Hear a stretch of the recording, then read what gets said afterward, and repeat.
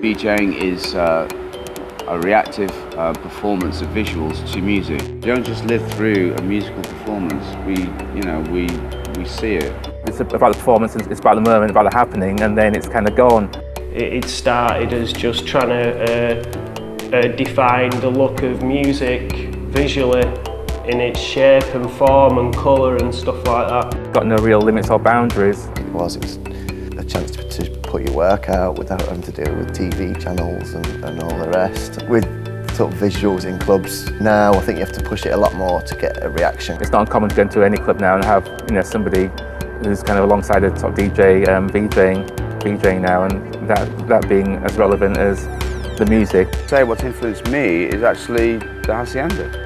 They were one of the first clubs I knew that were doing it. To be honest with you, it was very much grabbed loops that were used. Going to Hacienda in the mid-80s, sort of mid to late 80s, seeing the two big screens with all the cartoons and the train crashes and all the things they used to have going on. You could stand on the balcony and just watch them. What inspired me was the fact that I saw something missing, which was succinct visuals in tempo to the music. Like the Velvet Underground, Andy Warhol's factory, and all the projections that he'd do there over the band as they were playing live. It had just 8 16mm projectors running over them, so the images were just totally scrambled, but the colours were really vivid, and there'd just be loads going on.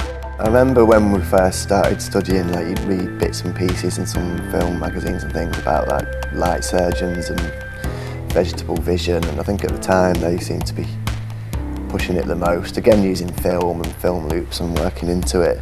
There's a finite amount of people who put that bit more effort in. A lot of people just mash up other people's visuals, chop it up in a DJ manner, whereas I'm more about it's what I'm creating visually, and then there's how it's presented in a live manner. If you're going to be a VJ, you kind of got to learn how to produce the material, and learning various media tools like Photoshop, After Effects and Premiere to sort of produce the content. When I first started, it was literally four VHS decks.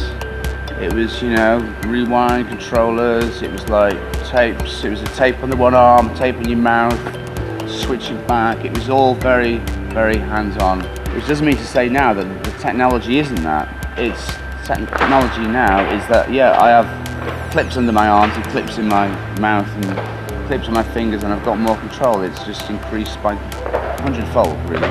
Then other times you'll go into it hands-on and not be reliant on the technology and stuff. The equipment I was using was a means to an end. It was a means to throw the image onto a screen. It helped with the fact that we're all still at university, so you could go and pinch loads of AV equipment that was meant for lectures and things like that, and go and take it for the weekend and stick it in some clubs. If it's possible, I probably would have been happy just having 20 Super 8 projectors just running.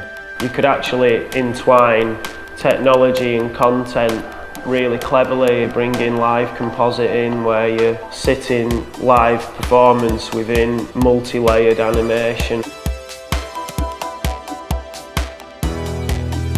I work with the London DJ label Microchunk.